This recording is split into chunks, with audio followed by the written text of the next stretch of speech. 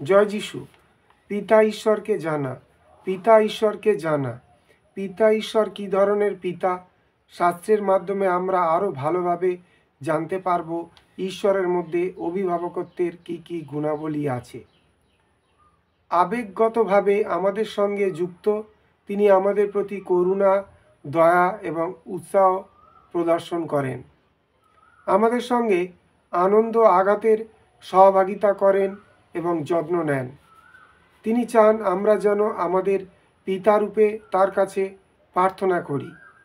তিনি চান তার পুত্রের মতো আমরা আমাদের জীবন আদর্শ করে তুলি। আমাদের যিশুর সঙ্গে যুক্ত করেন।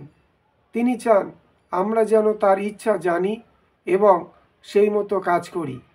আমাদের প্রয়োজন পূরণ করতে চান।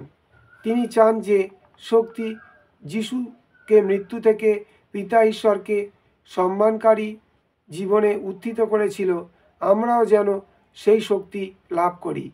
তিনি চান যে শক্তি যিশুকে মৃত্যু থেকে পিতা ঈশ্বরকে সম্মানকারী জীবনে উত্থিত করেছিল, আমরাও যেন সেই শক্তি লাভ করি।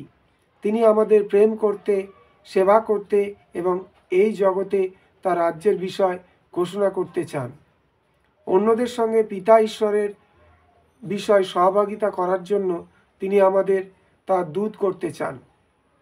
বস্তুত তোমরা দাসত্বের আত্মা পাও নাই যে আবার ভয় করিবে, কিন্তু দত্তক পুত্রতার আত্মা পাইয়াছ, যে আত্মাতে আমরা আব্বা পিতা বলিয়া ডাকিয়া উঠি।